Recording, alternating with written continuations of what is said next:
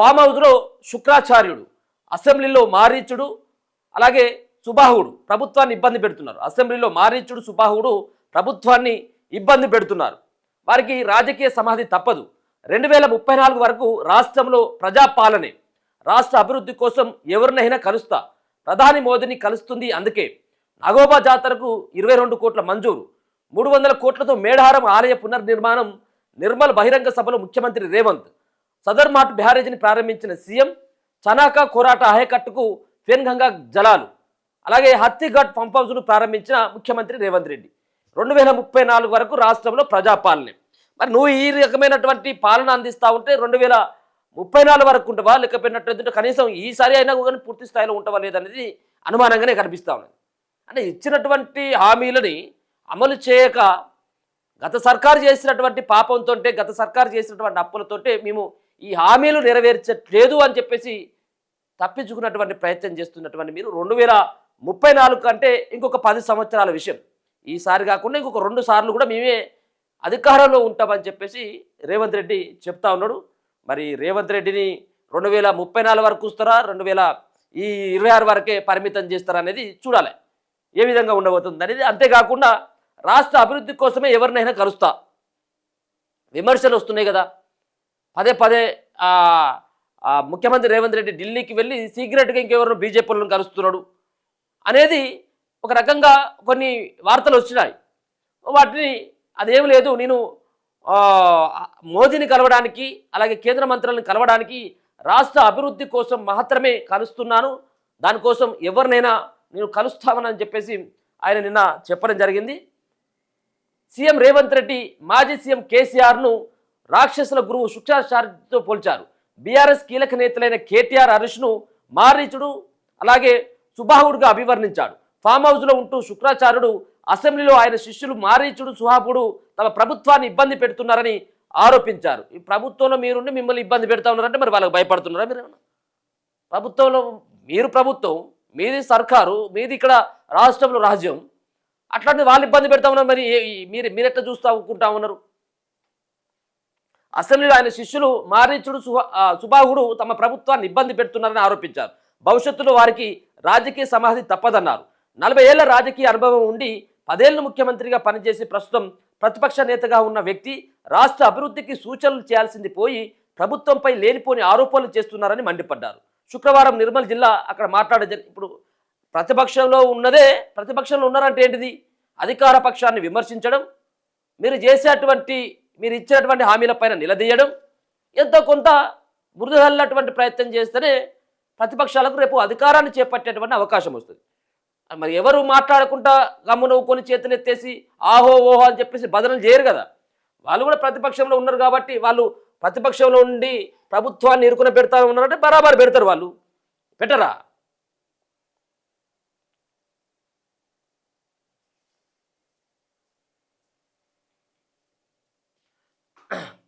ఆయన నిన్న అక్కడ పోల్ఖాన్లో నిర్మించినటువంటి సదర్మట్ బ్యారేజ్ని రేవంత్ ప్రారంభించారు. జిల్లాలో మహిళా సంఘాలకు 657 కోట్ల వడ్డీ లేని రుణాలు అందజేశారు. ఉమ్మడి ఆదిలాబాద్ జిల్లాలో 386 కోట్లతో పలు అభివృద్ధి పనులకు శంకుస్థాపన చేశారు. అనంతరం నిర్మల్లో నిర్వహించిన ప్రజాపాలన ప్రగతి బాట సభలో ప్రసంగించారు. రాష్ట్రంలో 2034 వరకు ప్రజాపాలనే కొనసాగుతుందన్నారు. తాను పదే పదే ప్రధాని మోదీని కలుస్తున్నారని, కొందరు విమర్శలు చేస్తున్నారని, రాష్ట్ర అభివృద్ధి కోసం ఎవరినైనా కలిసేందుకు సిద్ధమని, అందుకే ప్రధానిని కలుస్తున్నానని చెప్పారు. గత పాలకులకు ఈ అవగాహన లేకనే రాష్ట్రాన్ని అప్పుల కుప్పగా మార్చారని విమర్శించారు. వారు చేసిన అప్పులే రాష్ట్రం పాలిట ముప్పుగా మారాయని ఆరోపించారు. ఎన్నికలప్పుడు ఇప్పుడు మీరు చేసినటువంటి ఘనకార్యం ఏమీ లేదు రేవంత్ రెడ్డి గారు. సో వాళ్ళు చేసినటువంటి అప్పులు 100% నిలదీయాల్సిందే. తెచ్చినటువంటి అప్పులు ఎక్కడికి పోయినాయి, మీ ఖాతాల్లోకి ఎన్ని జమ అయినాయి అన్నటువంటి దానిపైన మీరు నిలదీయాల్సిందే, దానిపైన ఎంక్వైరీ చేయాల్సిందే లోతుగా. అక్కడి నుంచి వాళ్ళు దోచుకున్నటువంటి దాన్ని కక్కియాల్సిందే. మీరు 8 లక్షల కోట్ల అప్పులలో మీరే చెప్తారు కదా, లక్షల కోట్లు దండుకుంటారు వాళ్ళు అని. కల్వకుంట్ల కుటుంబం ఇప్పటి వరకు 1 రూపాయన కక్కించినవా? 1 రూపాయి, 1 నయా పైసాను కక్కించినవా? 1 ఎకరం భూమైనా వెనక్కి తీసుకున్నావా? తీసుకోకపోగా వాళ్ళ గురించి నేను ఇంకా మాట్లాడను అని చెప్పేసి మీరే చేతులు ఎత్తేస్తా ఉన్నారు కదా. అప్పుల కుప్పగా మారింది, 100% మారింది. మరి మీరు చేసినటువంటి ఘనకార్యం ఏంటిది? ఇప్పటి వరకు దాదాపుగా 2,70,000 కోట్ల అప్పులను తీసుకొచ్చింది మీరు. 2,70,000 కోట్లు ఎక్కడ పోయినాయి అని చెప్పేసి అడిగితే వీళ్ళు ఏమని చెప్తారంటే గత సర్కారు చేసినటువంటి అప్పులకి అసలు కడతా ఉన్నాం, మేము మిత్తి కడుతూ ఉన్నాం, ఆ పాపాత్ములు చేసినటువంటి పాపాలకు మేము చెల్లించుకుంటా ఉన్నాం, మేము కడతా ఉన్నాం, అందుకోసమే అప్పులు తీసుకొచ్చినామని వీళ్ళు చెప్తా ఉన్నారు. మరి మీరు చేసింది ఏంది? మీరు ఆ సీట్లో కూర్చొని ఎవరైనా చేస్తారు, ఎవరైనా ఆ పాలన చేస్తారు కదా. బయట నుంచి ఇంకొక అప్పులు తీసుకొచ్చి ఈ అప్పులను తీర్పడం ఎవరైనా చేస్తారు కదా. అది మీరు ఆదాయాన్ని సృష్టించేటువంటి మార్గాలు ఏం కనిపెట్టింది ఇప్పటి వరకు? ఈ 2 సంవత్సరాలు దాటిపోతా ఉన్నాయి దగ్గరగా. మీరు చేసినటువంటిది కూడా అదే ఉంది కదా. 2,70,000 కోట్ల అప్పులు తీసుకొచ్చారు మీరు కూడా 2 సంవత్సరాల కాలంలోనే. వాళ్ళు అప్పులు తీసుకొచ్చి అప్పుల రాష్ట్రం పాలిట ముప్పుగా మారాయని ఆరోపించారు. ఎన్నికలప్పుడు ఎవరి పార్టీని గెలిపించుకునేందుకు వారు రాజకీయాలు చేయాలని, తర్వాత రాష్ట్ర అభివృద్ధిపైనే దృష్టి పెట్టాలని స్పష్టం చేశారు. ప్రధాని మోదీని తరచూ కలవడంతో వరంగల్లో ఎయిర్పోర్ట్ వచ్చిందని, త్వరలో ఆదిలాబాద్లో ఎయిర్పోర్ట్ నిర్మాణం జరుగుతుందని కొంత కేంద్రాన్ని కూడా కొంత పొగిడేటువంటి ప్రయత్నం అయితే నిన్న చేసినట్టుగానే కనబడ్డది. మోదీని కానీ బీజేపీని కానీ ఇక్కడ కూడా ఆయన బీజేపీ పైన ఒక విమర్శ కూడా చేయలే.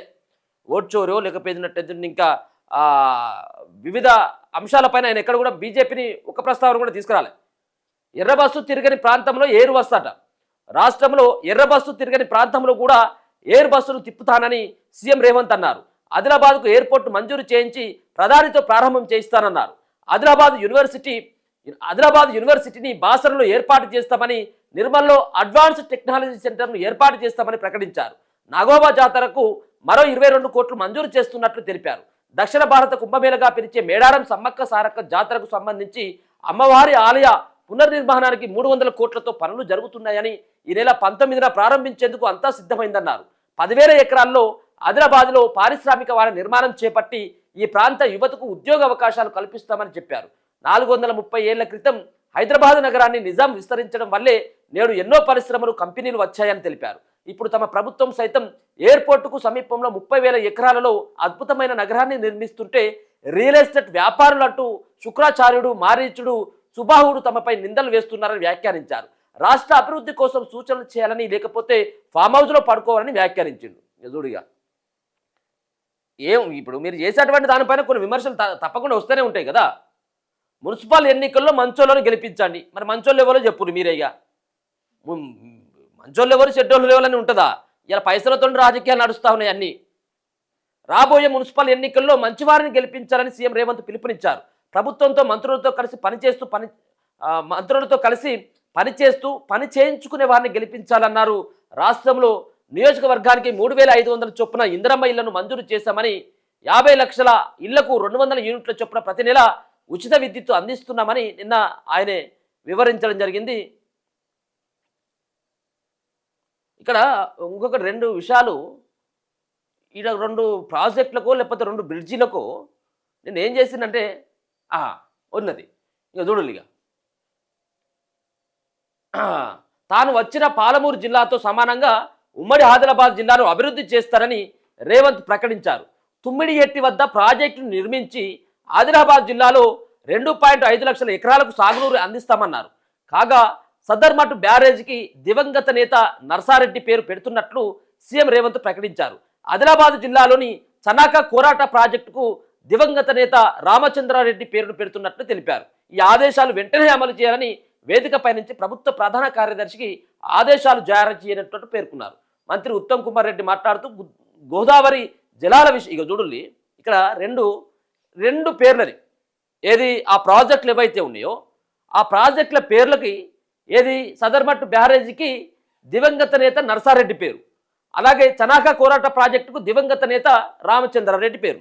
ఇప్పుడు ఇదంతా కూడా ఇప్పుడు రెడ్డిలు ఒక్కటి కాబట్టి ఇప్పుడు ఆడికి పోయి ఏం చేసిండు? ఇప్పుడు మహేశ్వర్ రెడ్డి ఉన్నాడు కదా, ఆడ ఎమ్మెల్యే, బీజేపీ పార్టీకి సంబంధించినటువంటి ఎమ్మెల్యే ఎవరైతే ఉన్నారో ఆయన ఈ సభ అయిపోయిన తర్వాత మీరు గమనించండి, రేవంత్ రెడ్డి యొక్క ప్రసంగం అయిపోయిన తర్వాత మైక్ కూడా ఎవరికి వాళ్ళకి ఇచ్చేసి అయిపోయింది. కానీ వెళ్ళిపోయేటువంటి టైంకు మహేశ్వర్ రెడ్డి దగ్గరికి వెళ్ళి ఈ రెడ్డిల 2 పేర్లు పెట్టండి అని చెప్పేసి ఇంకొక రెడ్డి, బీజేపీ పార్టీకి సంబంధించినటువంటి మహేశ్వర్ రెడ్డి, ఈయన ఏం చేసిండు? పోయి చెవులో చెప్పగానే ఇమ్మీడియట్గా మళ్ళీ వెనక్కి వచ్చి బీజేపీ పార్టీ ఎమ్మెల్యే చెప్పినటువంటి ఆదేశాలను సైతం కూడా అనుసరిస్తూ ముఖ్యమంత్రి రేవంత్ రెడ్డి ఇక్కడికి వచ్చి 2 పేర్లు రామచంద్రారెడ్డి యొక్క పేరు నర్సారెడ్డి పేరు ఇమీడియట్గా అమలు చేయాలి. తొందరలోనే ఆ పేరు దానికి అనౌన్స్మెంట్ చేయాలి. ఇప్పటి నుంచి వాటిని అట్లా పిలవద్దు, ఈ రెడ్డిల పేర్లు పెట్టి ఆ ప్రాజెక్టును పిలవాలని ఇమీడియట్గా ఆదేశాలు జారీ చేశారు. ఇక చూడండి ఎట్లా ఉన్నదో అంటే వాళ్ళు ప్రతిపక్షంలో ఉన్నా అధికార పక్షంలో ఉన్నా వాళ్ళు తిట్టుకున్నా వాళ్ళు మన్ను పోసుకున్నా వాళ్ళు దుబ్బ పోసుకున్నా కానీ వాళ్ళంతా వాళ్ళు మాత్రం ఒకటి. మనకు అర్థమైపోయింది కదా, ఇక రెడ్డిలు అంతా ఒకటి. ఆ రెడ్డి చెప్పిన ఈ రెడ్డి అమలు చేసింది అంతే, ఇంకేం లేదు తేడా. సో ఇద్దరిని ఆ పేరు పెడుతూ నిన్న ఆదేశాలు కూడా ఆయన జారీ చేసిండు. ఇలా పాలమూరుకు ముఖ్యమంత్రి రేవంత్ రెడ్డి వెళ్ళబోతా ఉన్నాడు. 1463 కోట్లతో జిల్లాలో పలు అభివృద్ధి పనులకు శంకుస్థాపన చేయబోతా ఉన్నాడట. మహబూబ్నగర్ కార్పొరేషన్లోనే 1284 కోట్ల పనులకు ఆయన శ్రీకారం చుట్టబోతా ఉన్నాడట. సీఎం రేవంత్ రెడ్డి మహబూబ్నగర్ జిల్లాలో శనివారం పర్యటించనున్నారు. ఈ సందర్భంగా 1463 కోట్లతో అభివృద్ధి పనులకు శంకుస్థాపన చేస్తారట. ఇందులో ఒక మహబూబ్నగర్ కార్పొరేషన్ పరిధిలోనే 1284 కోట్ల విలువైన పనులకు ఆయన శ్రీకారం చుట్టనున్నారు. అలాగే మహబూబ్నగర్ జడ్చెల్ల నియోజకవర్గాల సరిహద్దుల్లో 200 కోట్లతో IIIT నూతన క్యాంపస్ భవనాన్ని కూడా ఆయన శంకుస్థాపన చేస్తాడట. 200 కోట్లతో యంగ్ ఇండియా ఇంటిగ్రేటెడ్ స్కూల్, 40 కోట్లతో నర్సింగ్ కాలేజీ పనులను ప్రారంభించనున్నారు. ఇటు మహబూబ్నగర్ కార్పొరేషన్లో 603 కోట్లతో అండర్ గ్రౌండ్ డ్రైనేజీ పనులు, అలాగే 220 కోట్లతో తాగునీటి వ్యవస్థ పునరుద్ధరణ బలోపేతం పనులు శ్రీకారం చుడతారట. జడ్చెల్ల మండలం చిట్టబోయినపల్లి వద్ద గురుకుల పాఠశాలలతో చిన్నారులతో ముచ్చడిస్తాడు. అలాగే MVS కళాశాల మైదానంలో బహిరంగ సభలో సీఎం పాల్గొని ప్రసంగిస్తారు. ఇదంతా కూడా ఇలా ప్రసంగించడం, ఇలా జిల్లాల పర్యటన పెట్టుకోవడం వెనుక ముఖ్యమైనటువంటి కారణం ఏందో మనకు స్పష్టంగా అర్థమవుతా ఉంది. రానున్నటువంటి కార్పొరేషన్ మున్సిపల్ ఎన్నికల్లో ఇది ఒక ప్రచారంగా ఈ కార్యక్రమాలన్నీ కూడా నిర్వహిస్తూ ఉన్నట్టుగా మనకు స్పష్టంగా అర్థమైపోతా ఉన్నది. నిన్న ఏదైతే ఆదిలాబాద్ నిర్మల్కి నిన్న ముఖ్యమంత్రి రేవంత్ రెడ్డి పోయిండో ఇలా పాలమూరుకి సైతం పోయి వివిధ పనులకి ఆయన శంకుస్థాపనలు అలాగే ప్రారంభోత్సవాలు ఆయన చేసేందుకు వెళ్తున్నట్టుగా అర్థమవుతా ఉన్నది.